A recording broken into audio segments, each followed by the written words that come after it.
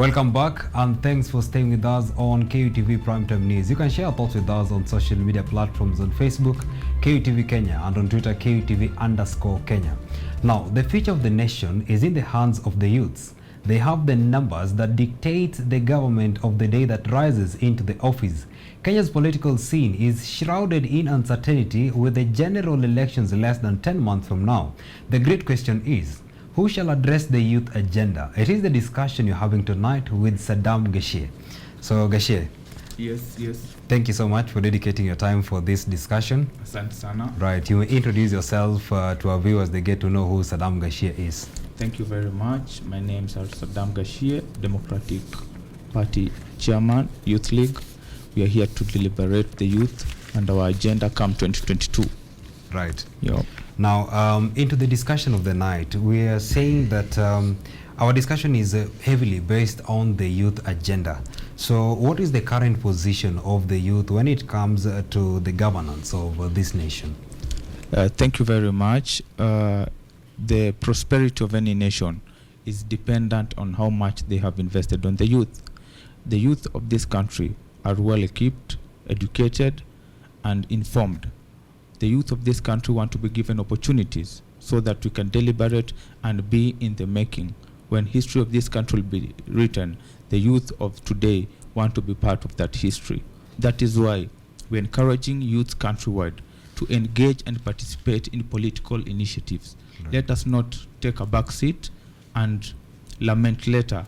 Let us be proactive and take this political space. It is ours for the taking. Right. Yeah. Now, as a policy expert, as you've noted, and a youth proponent, what are the major concerns of the youth and in this country, and probably what are they heavily championing for in the coming polls that could probably make their lives better? Thank you. Our main challenge is unemployment. Right. We are 75% of this populous nation. It is only prudent that we also comprise 75% of the government appointments. It is wanting that we have people who have educational levels which are wanting, whereas we have young people who are educated who are doing very odd forms of jobs. Right. Okay, we are encouraging the young people of this nation to come up in large number and capture this opportunity. We want young people to come up and vie for political positions. We, as the Democratic Party, we have a youth kitty where we encourage young people from all over the country to come and seek political mandate through our party. We will empower them financially, give them political advice, and make sure they make right decision as leaders in the making. Now, Saddam, you're heavily also championing for the youth being on the forefront of the kind of leadership they would want in this country. But recently we saw the kind of voter apathy we experienced in the recent mass registration drive. Where could the problem be? Because the youth were not coming out in large numbers as it was anticipated that they would really come out, you know, so that their voices could count when it comes to the next government that rises into office. It is true there was voter apathy. The IBC estimated to register 4.5 million young and new voters, but we rarely got to the 1 million mark. It is wanting, and the main reason is that the youth feel disgruntled. They are only used as voting machines, and when they are done with the voting, nobody comes or returns back and fulfilled what he or she promised. That is the reason why you find the levels of voter apathy. But it is said that bad leaders are elected into office by good citizens who do not vote. So us keeping away or avoiding the political space is not the solution. The solution is we need to galvanize our numbers, come together, unity of purpose, and make sure that even these elective positions, we have one of our own. For example, we can decide, if the young people of today decide they want the Nairobi governor to be a youth under the age of 35, it is possible. We only need to come together, and we can even elect him on an independent ticket. So the solution of us keeping off or shunning away these political activities it is catastrophic, and it is not the way to go. Right. Yeah. Now, you rightly put it, Saddam, that one problem that the electorates have, that's why they are shunning the registration and the voting exercise, is the leaders promise them goodies, they promise them a lot, but when it comes to the execution, they don't deliver. So how can this be challenged so that the leaders that rise into the offices can be held accountable to the kind of promises they give to the electorates? The only form of accountability is during the ballot. We cannot have you for 5 years, and after the 4th year, you come again and give us new fresh promises, whereas those ones you gave us 4 years ago, you have not implemented. After the 4 years or 5 years, that is your day of accountability. The only problem that we have as young people is like we are not ready to put these leaders into accountability, where we ask them, what did you do? For example, you have leaders who promised us stadiums in every county. We have leaders who promised us job opportunities, 1 million jobs every year.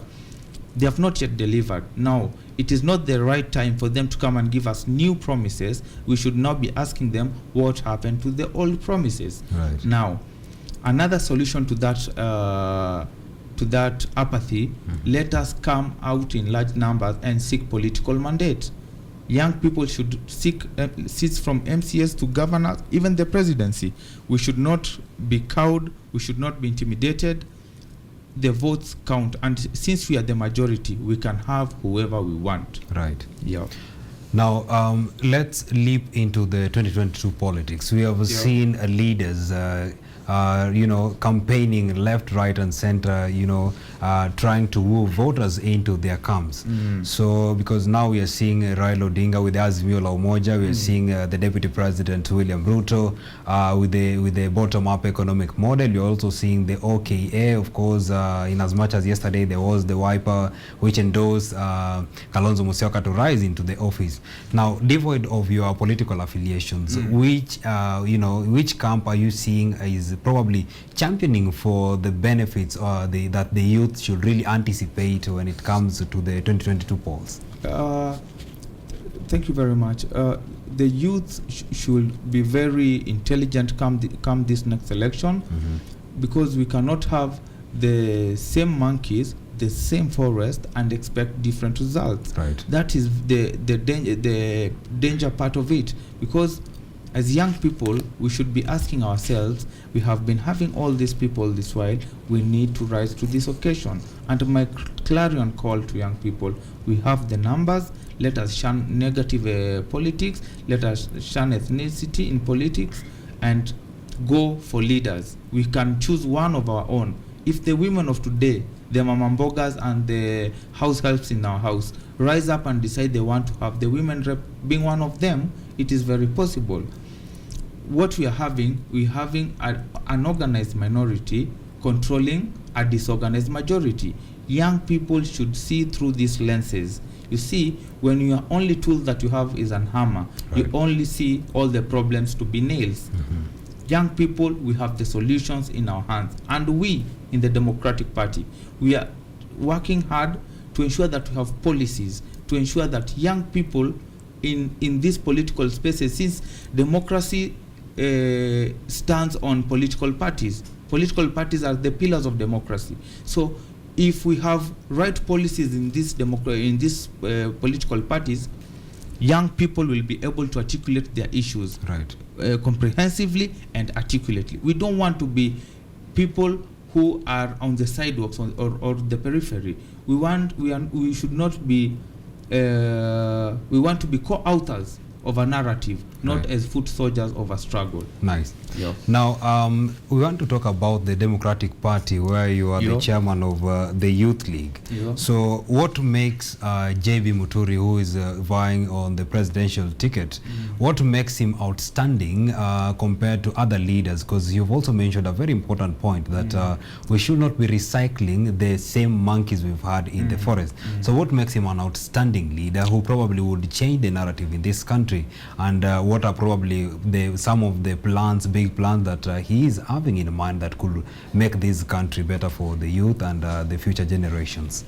Thank you very much. It is very important that we have policies guiding the leadership. Right. Okay? We shouldn't have the leadership guiding the policies. If policies guide the leadership, it doesn't matter who becomes the leader. There are proper and strict policies that will guide his type of leadership. Now, who is JB Muturi? My first of all, this is a man who has been a former member of Siakago, okay, constituency for 2 terms. He has been the organizing secretary general, okay, for KANU since 2007 to 2013. JB Muturi has been the chairman for the Center for Multi-Party Democracy. Honorable JB Muturi has been the chairman for the Public and Account and Investment Committee. Honorable JB Muturi also has been the opposition chief whip from 2007 to 2013. Okay? Honorable JB Muturi, he has served and been a member of the Constitutional Review and Implementation Commission. Okay? He has also been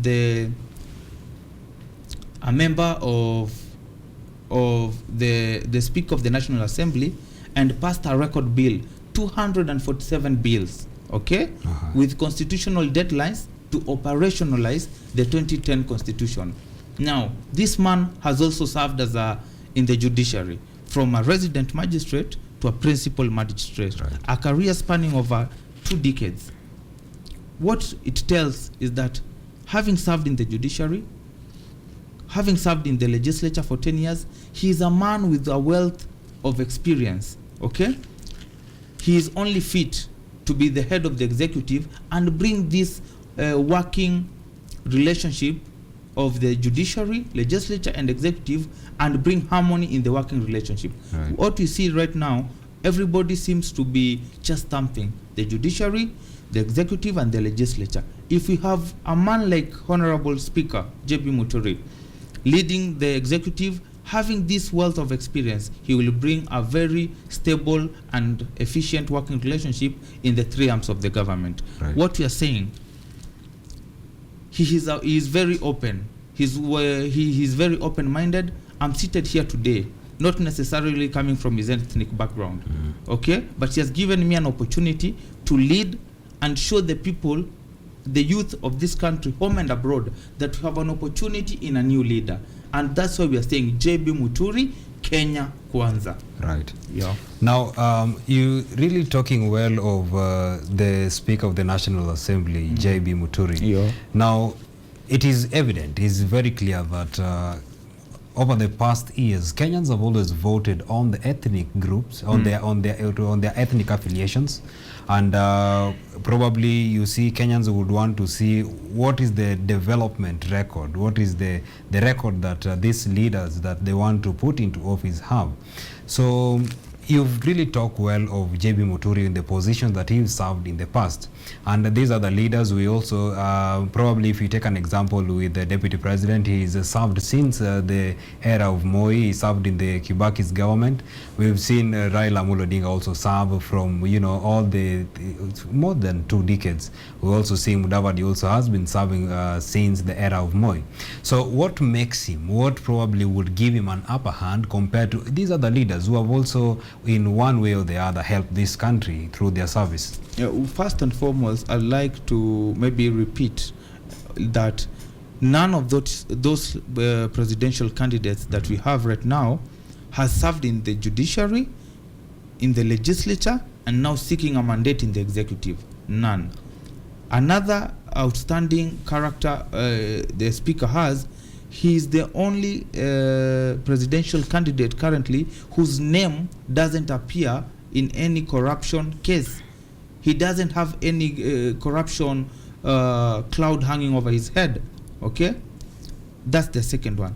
The third one, he has the record as a speaker. He has the record of passing the most number of bills in Parliament. Okay, right.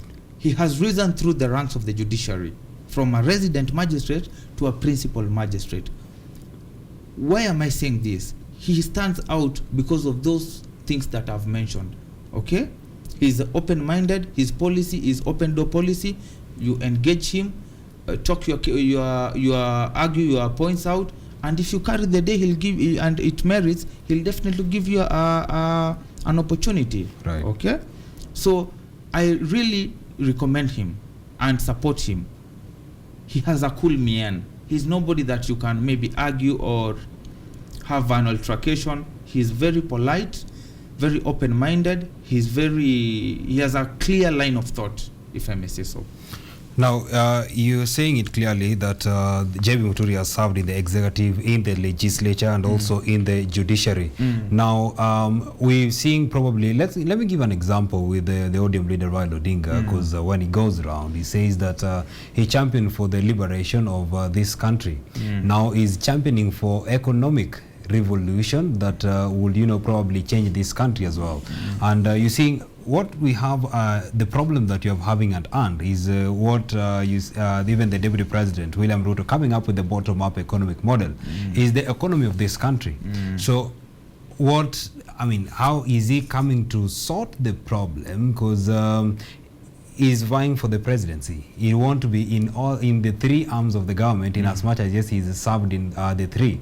So how will he come into this gap and make things better? And most importantly, what I would want you to answer me is the tribal affiliations in which Kenyans vote into. So how is he going to change this to probably make things work on his advantage? Thank you. The Honorable Speaker, he thrives in three pillars: integrity, order, and prosperity. Okay, our main agenda on the economy is hurting, will be to fight corruption. Others have different talked of different models about economic revolutions. Our agenda will be strictly to fight corruption. This country loses 2 billion daily. If we can channel these 2 billion shillings every day, maybe to building classrooms, uplifting the lives of the elderly, vulnerable children, disabled, it will have a great impact on the lives of the lower people on the social cadre. What I'm saying, JB Muturi has a clear roadmap to improving the economy recovery of this country. First will be to fight corruption. Okay. The second one will be to bring an overhaul in the tax regime. Right. Everybody is talking about distributing and dividing this cake called the national cake. Nobody is talking about baking it. So among the things that we'll do in the overhauling of the tax regime will be to increase the tax bracket. We have people who are tax exempted. We have members of parliament. We have dignitaries.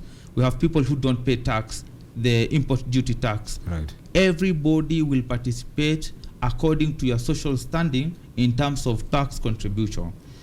We will encourage, the local manufacturers, foreign manufacturers, local investors, and foreign investors. We'll give them tax holidays and tax incentives. Right. Okay? We are going to encourage innovation and technology. We all agree here and can confirm technology is the current and will be the next frontier in terms of making the next millionaires. Ali Dangote mentioned about agriculture, and he said if we couple up technology and agriculture, we are going to thrive as the African continent. Another area that Honorable Speaker will strictly concentrate on in terms of the economy recovery will be, we are going to make sure that 50% of all government appointments in this country are going to be the youth, right. Especially appointments which affect directly or are directly into his jurisdiction. He's going to make sure 50% of those appointments will be the youth. Right. We are going to bring special attention to the blue economy. Lake Victoria is the second largest water body in the world. Yeah. We have the Indian Ocean. What economic sense does a presidential candidate give to the young person in Lake Victoria, around the Lake Victoria and Nyanza region, when you give that person a wheelbarrow? It doesn't make sense. He has the person in the lake basin has a competitive edge because of the blue economy. Right. Give them cooling machines, give them cold rooms, give them tourism, build them hotels, build them. There is another way you can empower that region apart from giving them wheelbarrows. Saddam, Yeah. I'd want to shortly cut into what you're saying. Yeah.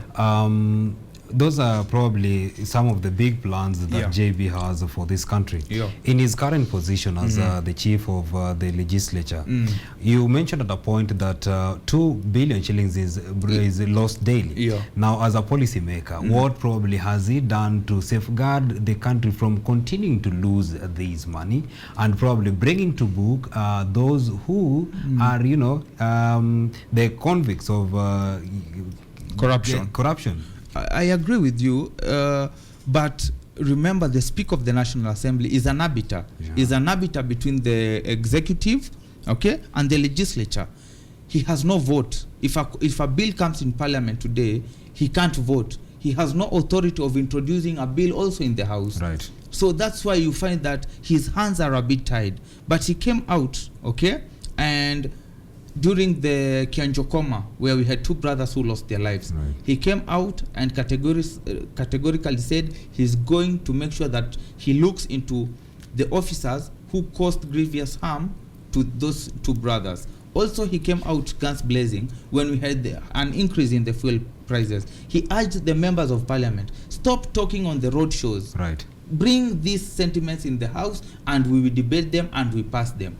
It shows the kind of leadership that he is. He is a result-oriented leader, and he has the concerns, of the people of Kenya at heart. Right. Yeah. That's so nice of you. It really answers what I had in mind. Now, in about 2 minutes, I would want you to at least pass a message to the youth as we are headed to the polls. What message can you leave them?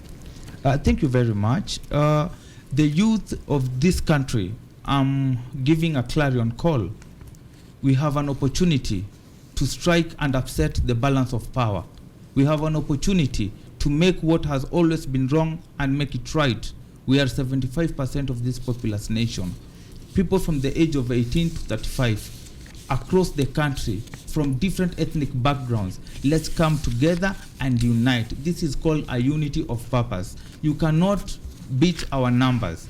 Today, if the people of Nairobi today, we decide as the youth, the people in the boda sector, the mamambogas, if today we decide that we want to have from the governor to all the MCAs of this county being one amongst us, it is possible. My clarion call, join me on my social media handle on Twitter @SaddamGashie. Let's reason together. Let's find a formidable solution to what ails our country. And I invite you all, come and join the Democratic Party. We have enough space for the youth. We will finance your campaigns. We will give you political space where you'll seek political mandate under the Democratic Party.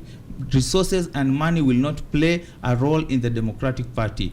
Right. We need good leaders, good policies that will make sure that this country goes to the level it deserves. Right.